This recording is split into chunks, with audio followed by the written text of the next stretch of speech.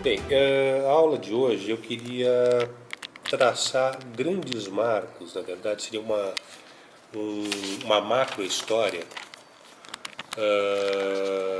que marcaram profundamente não só a história judaica mundial, como a história judaica aqui na cidade de São Paulo.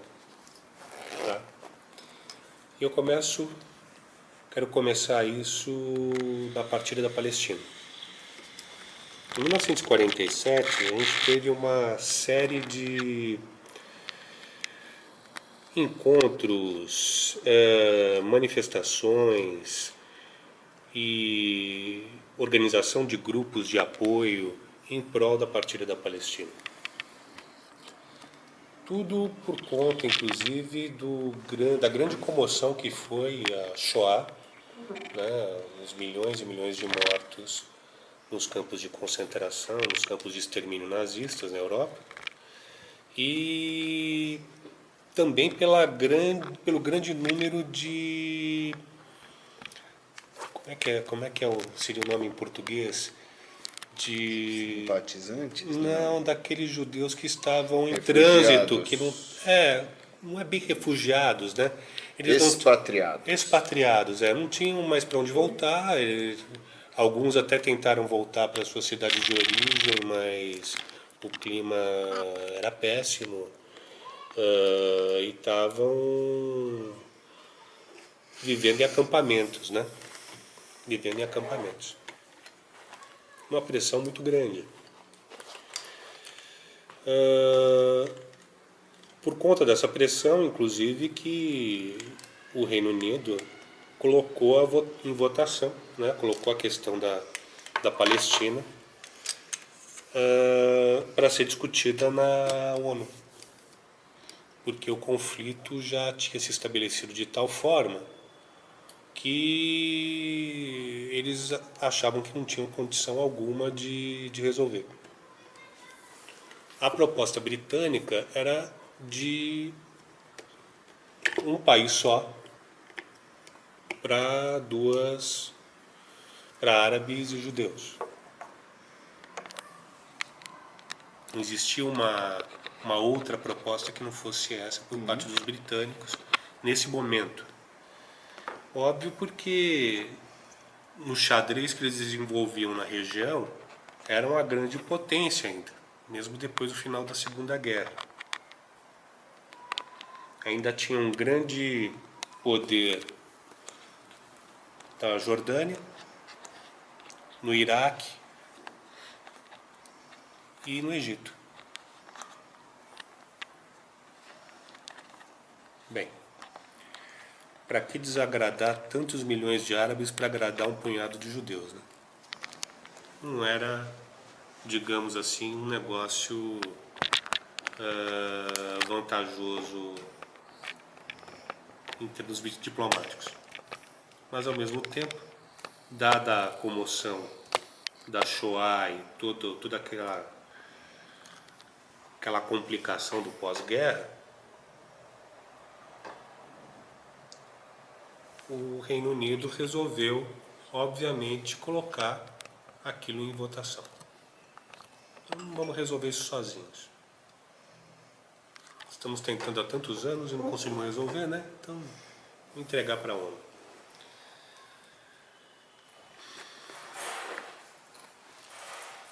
Toda a negociação, né, toda a discussão sobre a partilha da Palestina, ela passou por comissões. A princípio eram duas comissões, uma que estudou a partilha, né, entre os dois povos, e outra que estudou a possibilidade de um Estado binacional. O Brasil ele participou diretamente da comissão que tratou da partilha da Palestina, se eu não me engano, salvo memória, acho que foi isso. Dos países latino-americanos, só a Colômbia que participou do grupo de estudos sobre o Estado binacional.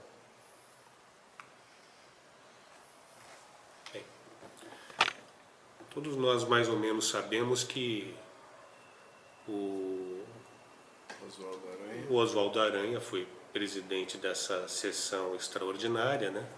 E que teve um papel diplomático relevante para a aprovação da partilha da Palestina. Agora, poucos sabem que essa desenvoltura do Oswaldo Aranha, ela não estava sincronizada com o que pensava o Ministério das Relações Exteriores do Brasil. Na época, o ministro... Como é que era o nome do ministro Dutra? Nossa... Fernandes. Não vou me lembrar do primeiro nome dele. Eu já lembro. Ele fez gestões assim duras contra o Oswaldo Aranha. Ele não gostava do Oswaldo Aranha mesmo. E o Oswaldo Aranha, na verdade, ele era há muito tempo, um americanófilo. Você entende o que eu estou querendo te dizer? É um cara que era Estados Unidos na cabeça. Então, que os americanos estivessem defendendo, ele era a favor. Mas, ao mesmo tempo, ele não era a favor do alinhamento automático que o governo Dutra estava fazendo aos Estados Unidos. Tudo que os Estados Unidos votarem, a gente vota junto. Tá. Ele era contra isso. Tá. Ele falava que tinha que ser inteligente. Que uma coisa é ser pró-americano, outra coisa é ser Maria vai com as outras. Não dá para ser desse jeito. Tem que ter pulso e tem que pensar nos interesses do país.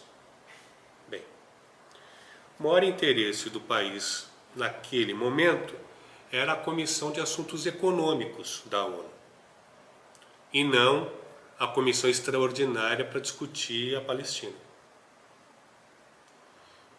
Para você ter ideia, o ministro Raul Fernandes, ele mandou telegramas, inclusive, para os Estados Unidos, falando que não apoiava a candidatura do Oswaldo Aranha para a presidência da comissão e que podia ser qualquer outro. Claro que se oferecesse isso para o Brasil, eles aceitariam e tal, mas a preocupação deles era com a Comissão de Assuntos Econômicos e não com essa questão que para eles era secundária. Obviamente, o Oriente Médio estava muito distante, você não tinha relação alguma com aquele pedaço de terra. Isso é uma coisa mais complicação do que vantagem, mais ônus do que bônus. A gente vai voltar nesse assunto mais à frente. O segundo ponto é a independência de Israel. Foi extremamente importante. Aqui no Brasil para o movimento sionista foi a vitória, a comprovação de que nós estamos certos. Em relação a quê? A tudo. A todos os demais grupos que atuavam aqui no Brasil. Você Ah, tinha, sim, você tinha os comunistas, sim, você tinha os sim, bundistas, sim. você tinha Então, aqueles que não eram sionistas, aqueles que eram contra os sionistas. a independência de Israel fortaleceu O movimento sionista aqui no Brasil. Sem sombra de dúvida. Aliás, não só aqui, né, Samuel? No mundo inteiro. Bom, isso é meio óbvio.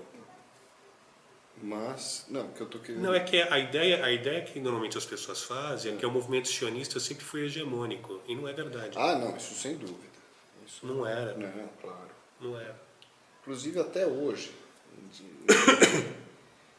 Só um parênteses. Esses meus... O sogro do meu irmão, que veio de Alepo, a vida dele, pelo que eu entendi, estava maravilhosa, até apareceu o Estado de Israel. Bem, mas você sabe que... você conhece a fábula do judeu náufrago, né? Você não conhece? Não. Que ele pegou, caiu lá numa ilha, né? Obviamente o navio afundou, só sobrou ele. Depois de 10 anos encontraram ele na ilha. Ele tinha construído 2 sinagogas. Porque aquela eu não vou. Exato.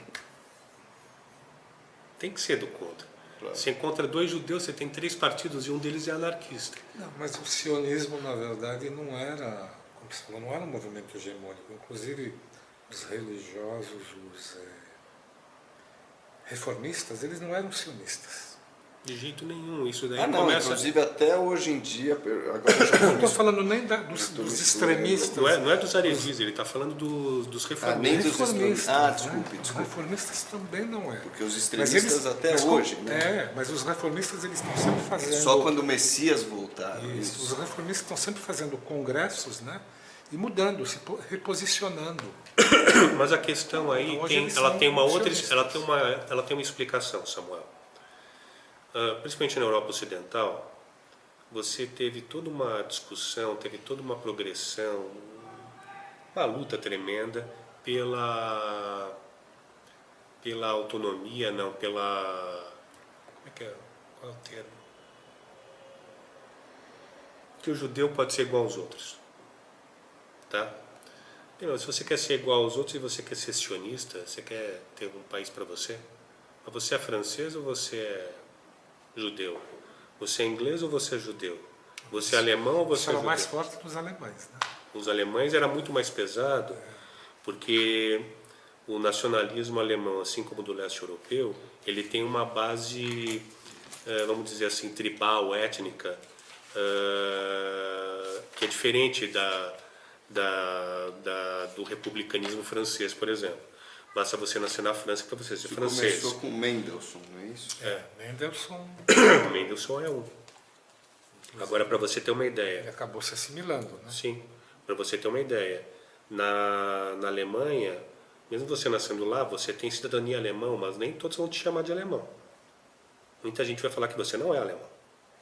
Mas os judeus alemães consideravam alemão de fé mosaica.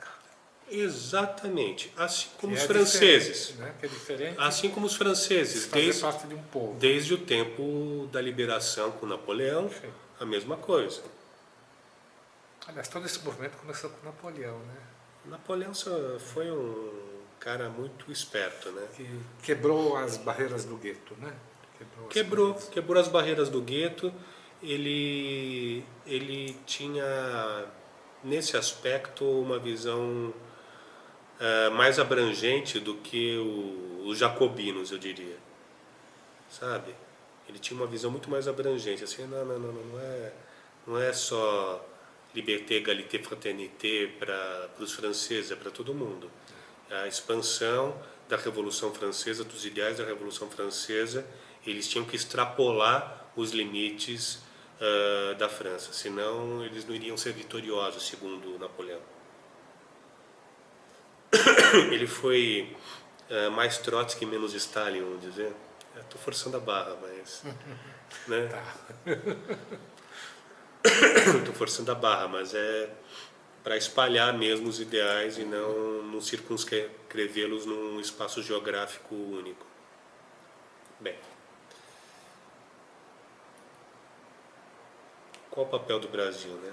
Você sabe quem é esse cara, né? Seu Oswaldo Aranha. Seu Oswaldo Aranha. Nunca tinha visto Isso é aquela- bacana, viu? Isso é bacana mesmo. Revista Time é a capa da revista. Foi capa de revista, cara. Será que foi a primeira vez que um brasileiro saiu?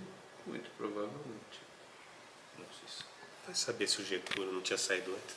Ou- Bem. Bem, aí a gente começa a ter outros aspectos importantes, marcos importantes na história política mundial que vão dar um encaminhamento para as coisas que vão acontecer aqui também.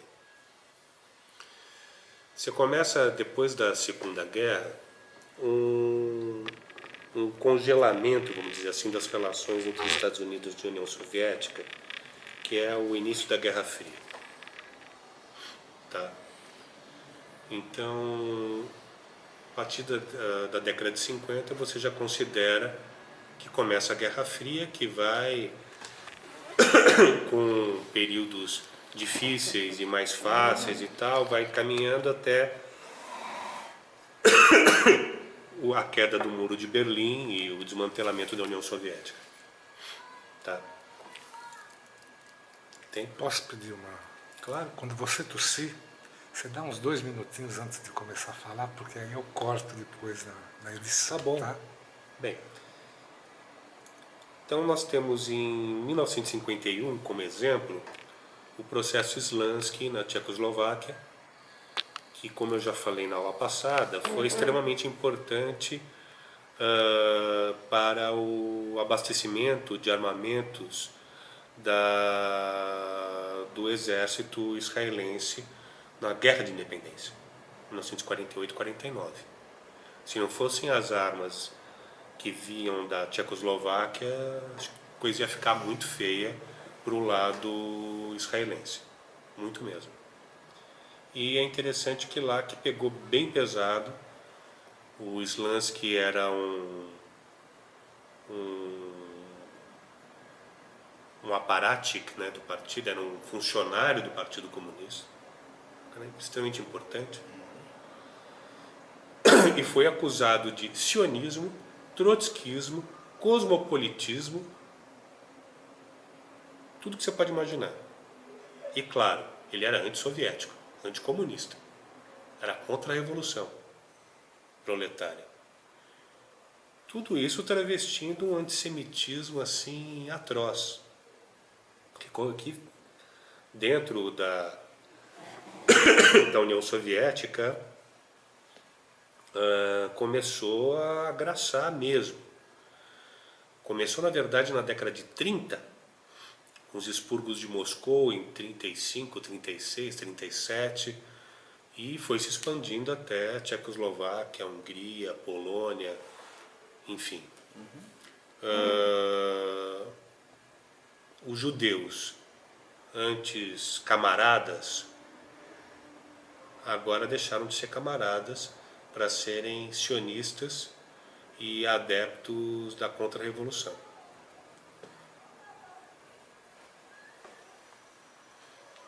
Tá. Em 1956 você tem o 20º Congresso do Partido Comunista da União Soviética e você tem o relatório secreto do Khrushchev. O que ele vai falar? Os crimes de Stalin. Os crimes de Stalin. Olha, tudo que aconteceu e parará, a culpa é do Stalin. E o Stalin era a figura mais reverenciada no movimento comunista mundial. Era o grande líder. Foi o cara que venceu Hitler. Como? Foi um pega para capar em tudo quanto é lugar que você pode imaginar. Inclusive aqui. Para você ter uma ideia, na Casa do Povo, no ICIB, em 56 mesmo, ou em 58, uma coisa assim, foi a única vez que teve 2 chapas concorrendo à direção da instituição. Então tinha a chapa dos jovens, absolutamente stalinistas. Os jovens eram stalinistas. E a chapa dos velhos militantes, que estavam descendindo, né? Estavam caindo fora. Você sabe quem são os nomes dessas pessoas? Claro que eu sei. É? Sim.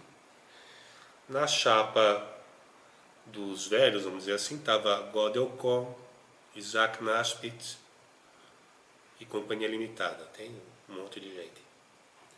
Na chapa dos novos, a figura de proa era Israel Febró. Lembra dele? Luiz Israel Febró. Principal figura. Bem, a chapa dos jovens ganhou a eleição. Putz, tem uma briga, rapaz. Godel Kohn tinha uma construtora, né? O Godel, na verdade, ele começou com confecção no Bom Retiro, aí os filhos fizeram engenharia, ele foi para o ramo de construção civil. Inclusive, construiu algumas fábricas para o Sr. Leon Pfeffer, quando ele já estava fora da casa do povo. Então tem um aspecto aí que é um aspecto político, né, de dissensão política, e outro também que é de não isolamento dentro da colônia, né? Porque com o apoio ostensivo que a União Soviética já dava, principalmente para o Egito nesse momento, já colocava em lados opostos, né, os partidos comunistas com o Estado de Israel. E mais a questão americana, né? Os Estados Unidos eles vão apoiar ostensivamente Israel depois da Guerra do Yom Kippur, não antes. Até então eles estavam na miúda. Até então os aviões Na guerra eram do- miragens. Na guerra do Yom Kippur, não. Sim. Nos anos 60, logo depois da guerra dos 6 dias, já tinha Phantoms em Israel. Mas não eram de última geração. Agora, durante a guerra Do do Yom Yom Kippur, se formou uma ponte aérea, Sim, porque Israel não estava preparado para a guerra. não estava Simplesmente. mesmo, não estava. Foi uma baita Isso numa foi. borrada da Golda Meir e do Moshe Dayan. Eu lembro, a gente estava comendo uma feijoada no Yom Kippur, Mas caché. claro. O Porco era caché. o porco era judeu. Eu estava em casa com alguns amigos, inclusive israelis, e aí tocou aquela bendita sirene, 1h pouco da tarde. Aí, em Israel. em Israel. Aí um deles falou, Tadlik et rádio, né? Liga o rádio, porque não estava funcionando nada no Yom Kippur. E aí tinha as Hadashot, né? Os Dizendo Hadashot, que você sabe o que é Hadashot? As Hadashot notícias. são as notícias, os avisos de última hora. Não, Hadashot tinha de hora em hora, né? Sempre. Sim, de hora em Mas hora. essa era, estava dizendo que tínhamos sido atacados, né? E que estavam convocando e por aí afora, né? Acabou com a minha feijoada, é claro. Acabou? E a cerveja, não deu para guardar? Se bem que a cerveja deveria ser uma porcaria. Então, e aí a gente acompanhou as coisas no... Você foi para a guerra, Samuel? Não, eu fui dar aula lá no norte de Israel para substituir professores que tinham sido chamados. Você foi para Galiléia? Eu estava em Haifa, Ah, tão longe, né? 1 hora de carro.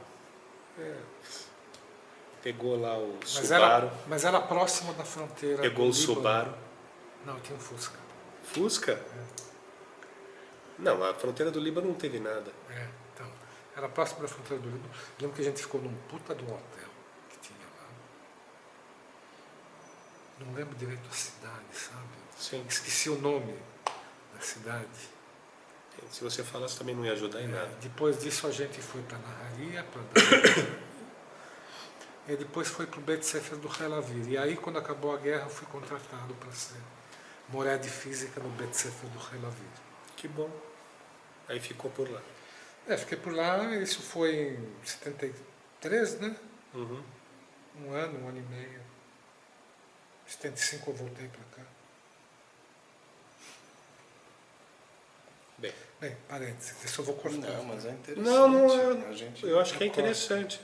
está contextualizando. De qualquer forma, em 73 a gente tem realmente um envolvimento norte-americano considerando mesmo Israel um parceiro prioritário no Oriente Médio, acabou.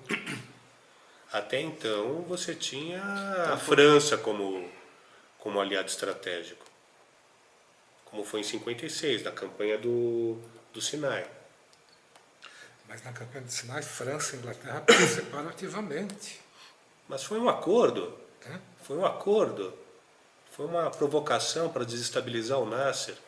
Vamos falar a verdade? Aquilo foi uma guerra para desestabilizar o Nasser e para os ingleses e franceses terem o controle do canal. Porque ele nacionalizou o canal. Porque ele nacionalizou o canal e falou que não ia mais passar navio israelense ou que fosse para Israel. Ponto. Qual foi o objetivo? Foi esse. Qual a consequência? O ultimato da União Soviética e dos Estados Unidos. Sai agora, senão a gente vai intervir. tá? Aí depois uma supervisão da ONU com tropas na fronteira entre Egito e Israel, que são os capacetes azuis, e era a tropa brasileira no Sinai. Não é isso? Até o Nasser fazer outra cagada. Até o Nasser chegar em 67 Pera, volta, e volta. falar... Volta porque a gente teve algo importante aí, pensando nos judeus brasileiros. Tá, vamos lá. Como que é essa história aí da tropa que foi para lá?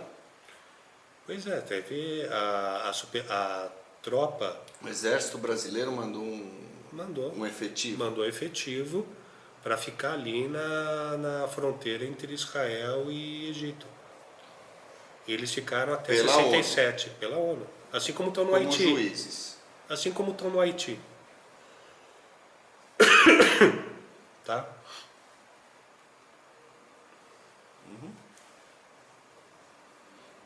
Agora, essa foi uma guerra que pegou muito mal por Estado de Israel. Mas eles não foram atacados em pleno Yom Kippur? Não, isso foi em 56, não teve Não, provocação. desculpa, você está falando da Guerra do Sinai. Eu voltei para... Guerra no Sinai foi uma contra-propaganda. Sabe? Foi assim, os partidos socialistas do mundo inteiro falaram assim da aliança israelense com os imperialistas anglo-franceses. E uma das consequências foi a expulsão dos judeus do Egito, né? Foi a expulsão dos judeus do Egito. Expulsão mesmo, de fato. Tchau, cai fora. A grande leva de egípcios que chegou aqui no Brasil foi por conta disso. Espera aí que isso eu preciso anotar. Tirar do museu. Do Líbano também veio gente, começou a vir de tudo quanto é lado. Iraque. Eu tinha um vizinho do Iraque. Então, se o Holocausto, a Segunda Guerra, foi o maior causador da imigração askenazi para o Brasil, Você tem a Guerra do a Suez. Guerra do Suez, Não, do Sinai... a independência de Israel e depois a Guerra do Sinai, a campanha do Sinai, foi o elemento mais forte para a imigração Os judeus foram expulsos do Mizrahi e Sefaradi para o Brasil. Egito. Eles foram expulsos do Egito e Líbano também não. Como é que estava o Líbano e Síria nessa época de judeu? Não, começou a ter um fechamento também na Síria, porque logo em seguida você tem a chamada... Não, isso foi depois. Você teve, acho que logo depois da guerra de 48, você também teve, né? Teve expulsões. Teve expulsão. Não seria expulsão. Persona não... É assim, olha, o clima não estava bom, Claro. a situação estava muito complicada. Então o pessoal caía fora, porque a situação não ia ficar boa mesmo. Entre ir para Israel ou ir para a Europa, que muitos preferiam ir para a Europa, ir para a França, ir para os Estados Unidos. Tinha grana, né? Os que tinham grana iam para lá. E outros, alguns, vieram para cá.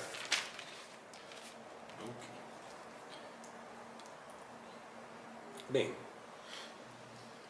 aí vamos fazer de conta que durante 10 anos vivemos uma relativa paz.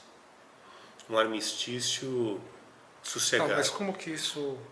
Aqui, repercutiu terras aqui? tupiniquins. Porque acho que é... Aqui que no interessa, Brasil, né? explicitamente, pegou super mal, mas isso foi logo abafado pelo relatório Khrushchev. Foi depois do relatório do Chão? Porque isso foi em outubro, novembro, a campanha do Suez. Mas estava um maior pau já.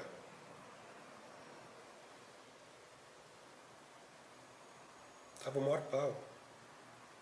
Então são 2 mega eventos que vão acontecer no mesmo Em ano. 56 teve também a invasão da Hungria, não foi? Acho que Israel mas aproveitou também, eles aproveitaram. A turma de esquerda Foi daqui, também. a turma de esquerda daqui, de 50 e pouco até 67, foi endireitando? É isso que aí que eu vou entrar. Foi caminhando, digamos, para os partidos sionistas de esquerda. Essa turma que saiu que bateu chapa lá na Casa do Povo, Godel Kong, etc., eles caminharam para o Hashomer Hatzair e para o Dror. Primeiro eles fundaram um clube chamado Golda Meir. O Hashomer Hatzair tinha uma linha bem diferente do Dror. Dror, e tinha o Ihud também naquela época. Eram dois, tinha Mapan e Poletzion. Depois que eles se uniram. Até esse momento, eu não sei te dizer exatamente aonde que estava, para onde que estava indo essa turma. É muito obscuro ainda. Entendeu? Tem gente que fala que foi pro Dror, tem gente que fala que foi pro Hashomer Hatzair, mas evidência, documento, não tem nada. Porque você sabe que o Hashomer Hatzair era a favor de um Estado binacional, né? Sim, tem gente que não acredita quando eu falo isso. Mas não só o Hashomer Hatzair.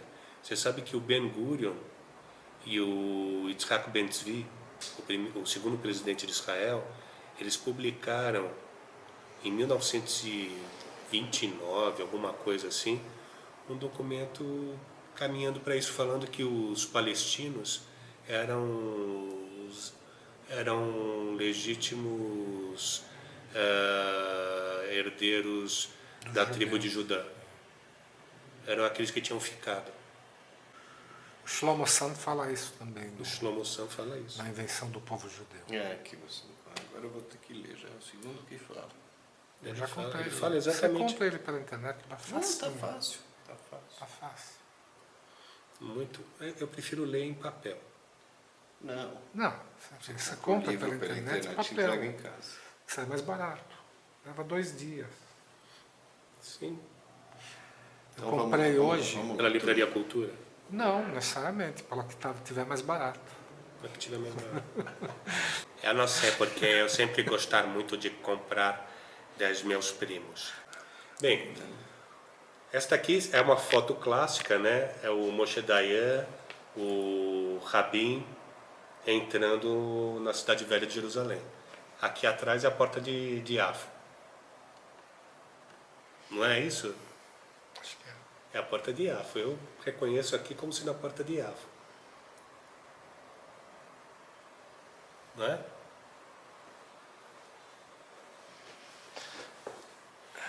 Essa guerra, para mim, é a mais emblemática até hoje. 56. As consequências da guerra de 67 a gente sente até hoje.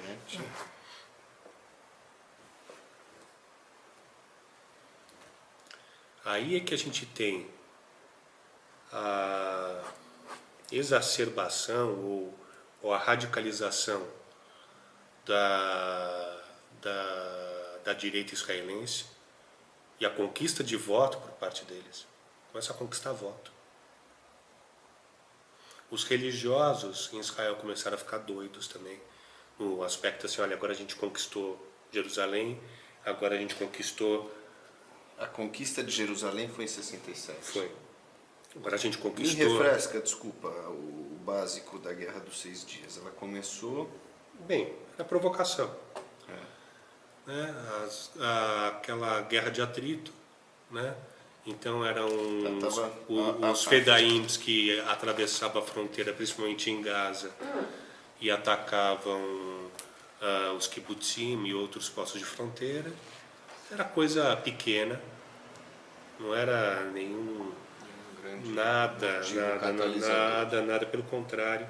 Inclusive o Nasser, nesse momento, ele está cada vez mais controlando esse ativismo palestino, digamos assim, em Gaza. E da Cisjordânia também partiam alguns grupos, mas era muito menor, porque o rei Hussein também controlava aquilo ali com mão de ferro, através do... Houve um acordo, né? Do Pasha, né? O Abdallah, né, o pai do Hussein, com Ben Gurion em 48. Aliás, com a Golda Meir. Foi com a Golda. Foi com a Golda, né? A gente não vai atacar, a gente só vai fazer brincadeira, mas também não vem para cá. A gente vai ficar com Cisjordânia, sim. tá? Não vai atacar, é isso que a gente quer. E vai viver em paz com vocês. E era o que realmente acontecia. Só que E nessa... com o Líbano, até então também? O Líbano você tinha... Não tinha ativismo na fronteira. O Líbano ainda era muito cristão. A parte sul ainda, você tinha Trípoli muitos ainda cristãos. era. Ele não estava tão desestabilizado E como, não tá. como depois, né? Beirute ainda Quando era a, uma quando a cidade Síria começou a intervir cada vez mais. Os cristãos ainda tinham uma parcela de poder importante e controle militar ainda se dava de forma mais consistente. Tanto que se falava o seguinte, que o segundo país a assinar a paz com Israel seria o Líbano. E o primeiro? Não importa. Não importa quem seja o primeiro, Entendi. o segundo seria o Líbano. Isso se falava em Israel. É. Sabe por quê? Eles achavam que eles iriam conseguir desestabilizar o Líbano e transformar o Líbano numa república cristã. Era a visão megalomaníaca do Ben Gurion Eu e não sei depois se do Sharon também. O Sharon foi muito megalomaníaco com isso. Ele foi com tudo achando que ia conseguir E mesmo. aí resultou em Sabra e Shatila, né? Não, resultou muito mais do que isso, né? Sabra e Shatila foi O início. uma ponta do iceberg das loucuras que aconteceram ali. Bem, mas a Guerra dos 6 Dias, com essa conquista, né? Somos poderosos, vencemos a guerra rapidamente e tal, e ficou uma aura de invencível, que foi quebrada assim em 1973, na Guerra do Yom Kippur. Então, a Guerra dos 6 Dias foi atacado por baixo. A turma da faixa de Gaza? Não houve ataque por Não parte teve deles. ataque? Não, pelo contrário. Israel saiu distribuindo. Israel saiu com os aviões e acabou com todos os aviões do Egito, da Síria, Jordânia, acho que não Jordânia tem não Que ninguém, nem teve né? a guerra, né? Não teve guerra. Acabou com os aviões, aí depois foi só invadir. E a desculpa era que estava sendo teoricamente atacado. Teve provocação do Nasser. Teve O Nasser fez tudo que ele queria, que se queria na época. Ele provocou. Ele mandou os capacetes azuis saírem da fronteira. Começou a movimentar tropas da fronteira. Disse, tá bom, vocês vão movimentar essas tropinhas? Eu vivi os dias antes da Guerra dos 6 Dias. Então a tensão foi aumentando cada vez mais. Sim. E aí eu lembro, no dia que começou a guerra, minha mãe foi me acordar. Começou a guerra. Aí você falou assim, você quer que eu faça o quê agora? Não, você sai atrás de notícia, porque naquela época não tinha internet, não tinha transmissão ao vivo de televisão, você sai atrás de rádio, né? E eu vou te falar uma coisa, Mapama era a Shomer Hatzair. Sim.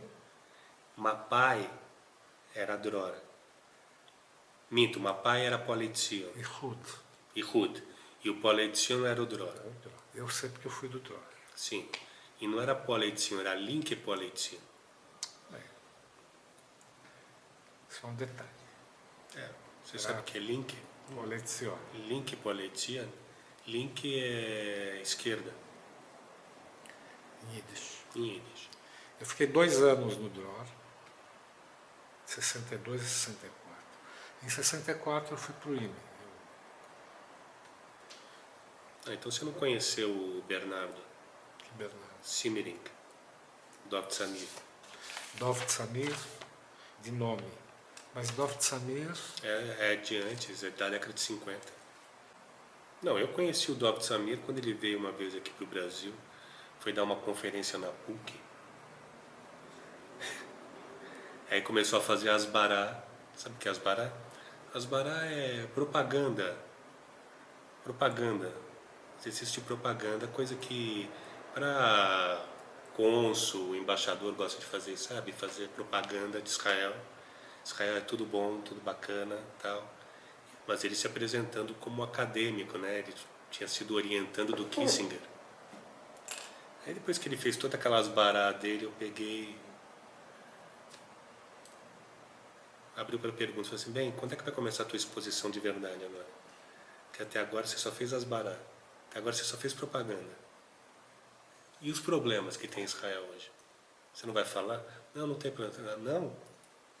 Eu comecei a rir.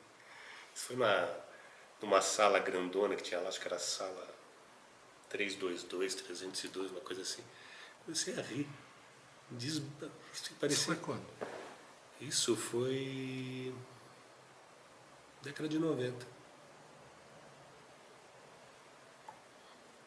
Não tinha problema.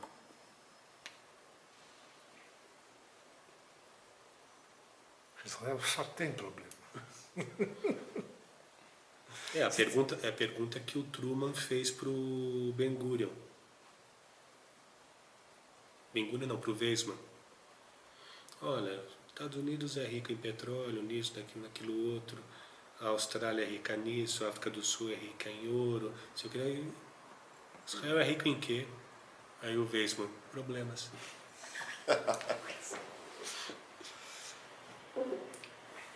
Não deixa de ser verdade. Bem, Bom, nacionalizando, em 1973, a Guerra do Yom Kippur. Aí foi um pega para capar tremendo. Aí que se mostrou que os Estados Unidos estavam do lado de Israel para o que desse e viesse. quem atacou? Aí foi um ataque mesmo Aí durante teve o Yom ataque. Kippur. Foi Egito e Síria. Egito e Síria. A Guerra do Yom Kippur ela foi emblemática. Porque logo em seguida você tem a crise do petróleo. Isso afeta o mundo todo. Né? E em Israel gerou uma crise econômica terrível. Só? Mas ela tem E relação? na Holanda? Israel. Na Holanda. Na Holanda. Quer dizer, até então, mais uma vez ignorância minha, até então o petróleo tinha sobrando e não precisava do Oriente Médio, é isso? É que foi a primeira vez que os árabes usaram petróleo como arma política. Aí que tá. Você tinha o preço do barril a centavos. Centavos de dólar. De uma hora para outra vai para 5 dólares o preço do barril. Depois vai para 10. Hoje está 100 dólares e tudo bem, né? Só que naquela época a matriz energética era uma só. Era tudo na base do petróleo. Tudo. Nossa, a gente teve... Foi problemas terrível, sérios. foi terrível. Aqui a conta petróleo estourou completamente e levou o regime militar a abrir as pernas. E começar a se interessar pelos árabes. Isso e também a começar a planejar a abertura política. A transição democrática começou aí. A justificativa econômica para isso. Porque os militares não tinham traquejo internacional?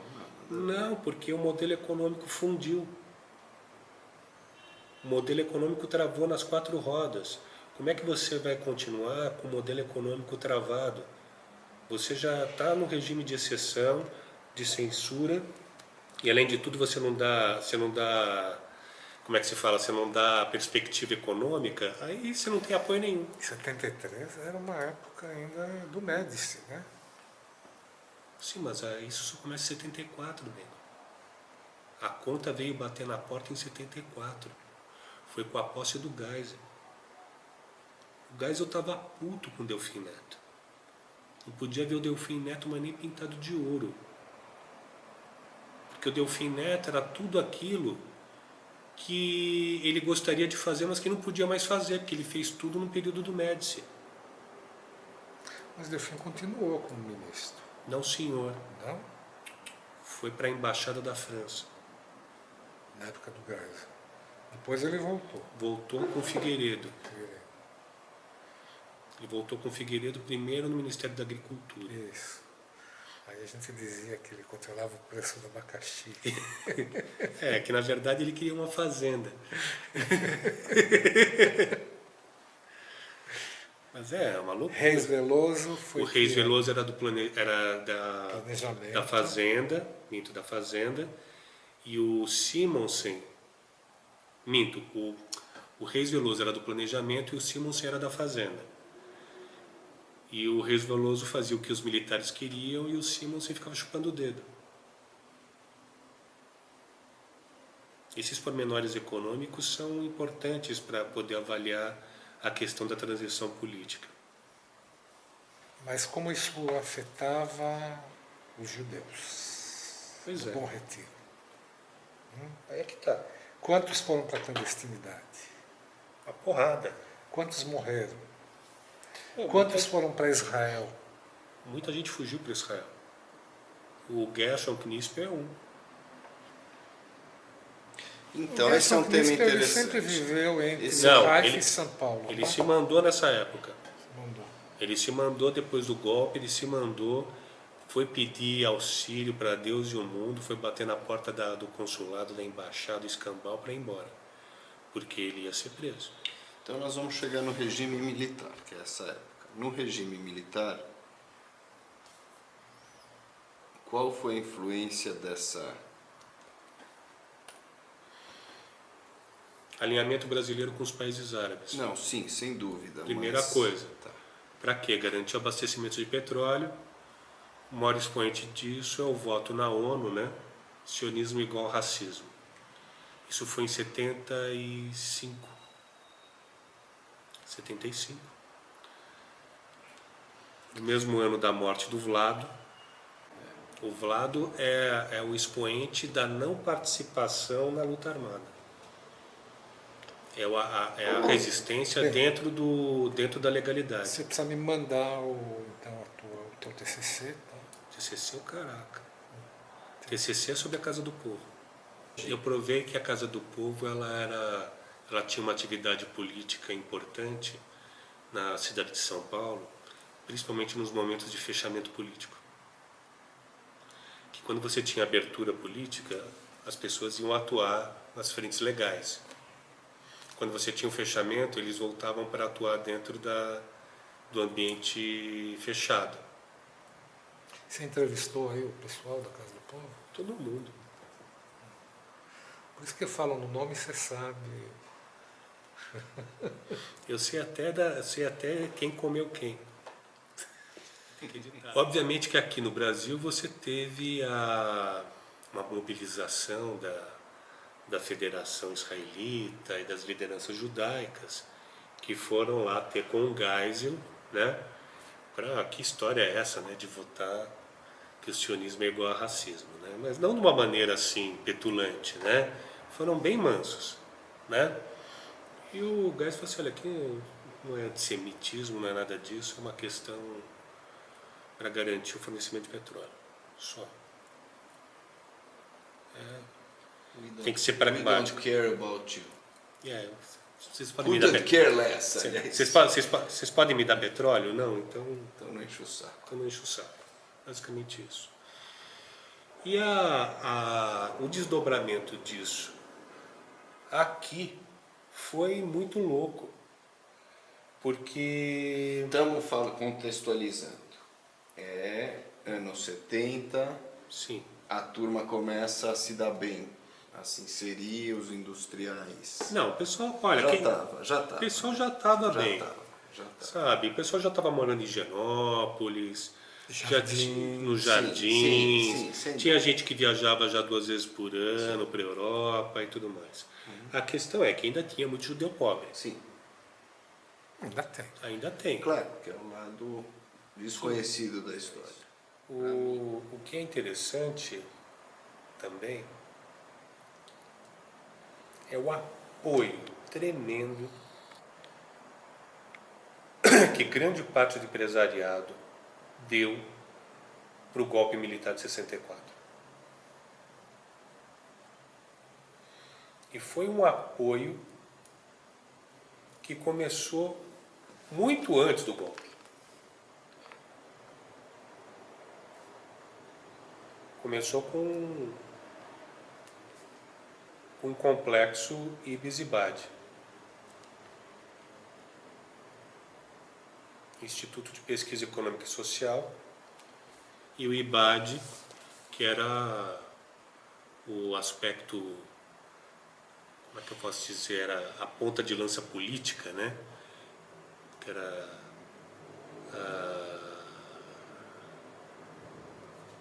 o Instituto de Defesa da Democracia. e que tinha penetração no Congresso Nacional, no Senado Federal, nos governos estaduais, nos governos municipais, e estava se espalhando pelo Brasil inteiro. Esse é o... E se aproveitando, né, como é que fala, do esfarinhamento do governo do João Goulart. Esse é o instituto que o René fala no livro O René dele. fala muito disso no livro dele, chama-se 1964, A Conquista do A Poder. Conquista do Poder. Com base nisso que eu falo, que é o trabalho mais profundo que a gente tem sobre esse período, é do René Armand Dreyfus. É a tese de doutorado dele. Foi a que tese de ele doutorado fez dele em Glasgow. em Glasgow. Isso mesmo. Ele foi escrito em inglês e depois ele traduziu para o português. E lendo os trabalhos dele, lendo as documentações que ele indica, indo atrás e tal, Bom, mas a gente- eu descobri muitos industriais judeus que colaboraram com o complexo Ipizibad. Tem algo aí que a gente não falou. Porque estamos chegando lá, não tinha chego ainda.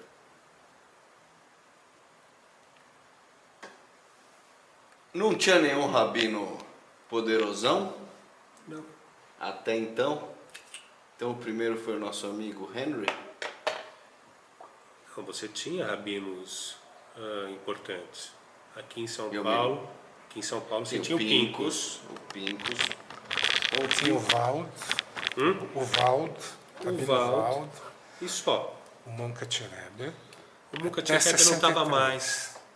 63 ele se mandou, Sim, ele foi embora para os Estados Unidos, Israel. para Israel, isso. E só. No Aliás, As nossas sinagogas Rio ficavam- você tinha o Rofalovich. o filho do Munkacherebe aparece no filme As Leis por Aqui. Ele é um dos juízes militares. Como é que é o nome do filme em inglês? Não sei, mas ele está no YouTube. Mas então Você me The fala. Law in This... alguma coisa assim, não lembro direito.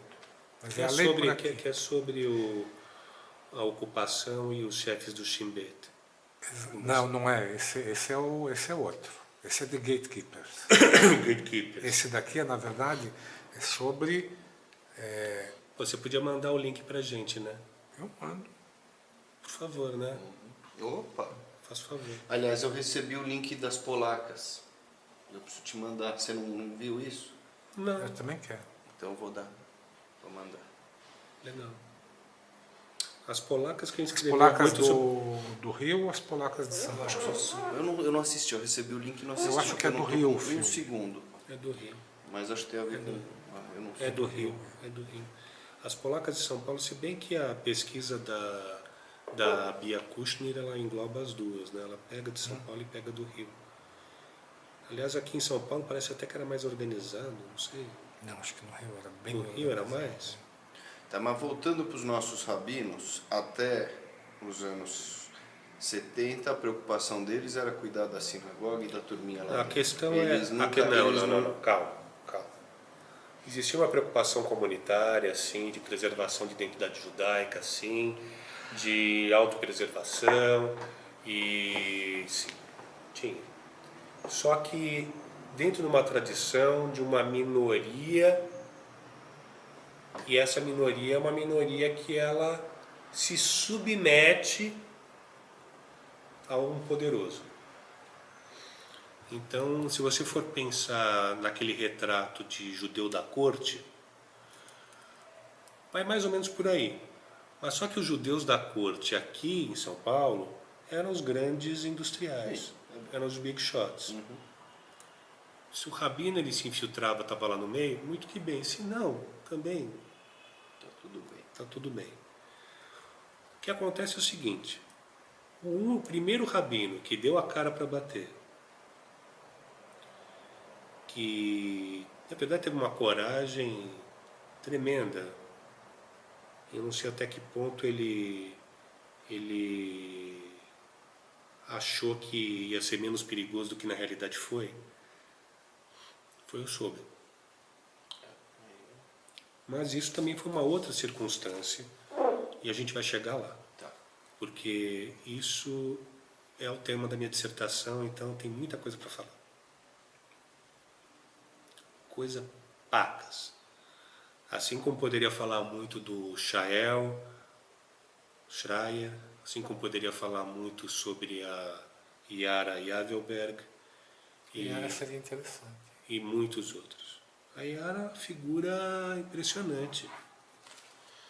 Dizem até que o Lamarca, nunca vou saber se é verdade ou não, mas que o Lamarca, na verdade, era um elemento infiltrado do Centro de Informação do Exército,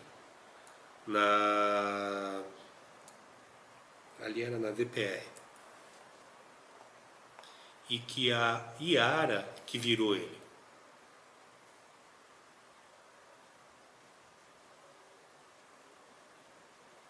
Mulher faz a cabeça do homem, né? Ainda mais era uma mulher bonita, inteligente. Eu peguei material dela essa semana, né? Tem... Ela foi enterrada como Sim, suicida. Em 2003, eles conseguiram. fizeram a exumação. Eu lembro de uma história. E aí viram que ela foi morta a tiros, né? Meia dúzia de tiros. Aí ela foi enterrada em novo local. Eu lembro dessa história. Foi uma resistência tremenda da Hebra Kadisha para não tirar o corpo de lá, para não mexer. Ele só conseguiu fazer a exumação com ordem judicial. Quantos mais não tem assim? Meu caro, tem um monte. Tem um monte. Não tem gente que ainda hoje fala que, na verdade, o Vlado foi enterrado na ala de suicida? Eu Não escutei. foi, né? Não. Tem um monte de gente que virou para mim, não, mas ele foi enterrado na ala de suicida. Eu falei assim, não foi. Foi, não foi. Mas, na verdade, ele ficou no quase a caminho dele. Vou colocar ele mais para cá. Entendeu? Não é ala de suicida. Mas tem muita gente que... O Maurício Grabois, o filho dele, os dois morreram na guerrilha do Araguaia. E outros tantos. E aqueles que a gente nem faz ideia que foram deportados depois da intentona, em 35. A gente só sabe do caso da... Qual é o nome dela? Da Olga, né? Não, a gente conhece outros casos. Tem aquela...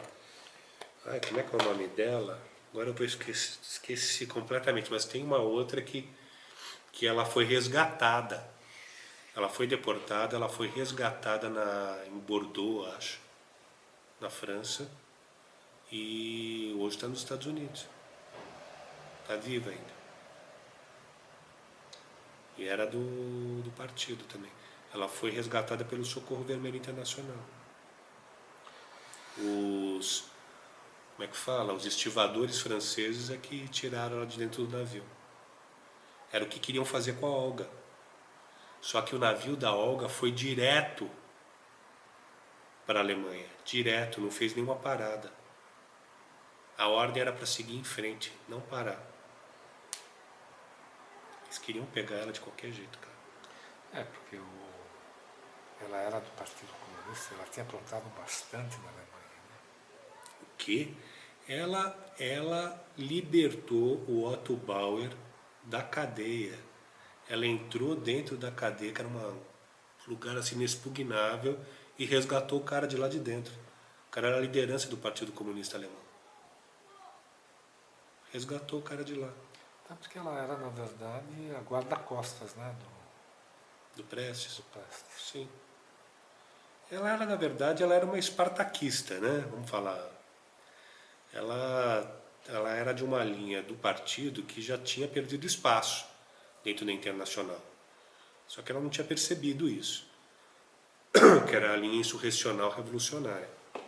Tanto que depois o Comintern, a Internacional Comunista, vai deixar disso mesmo, né? Não vai apoiar.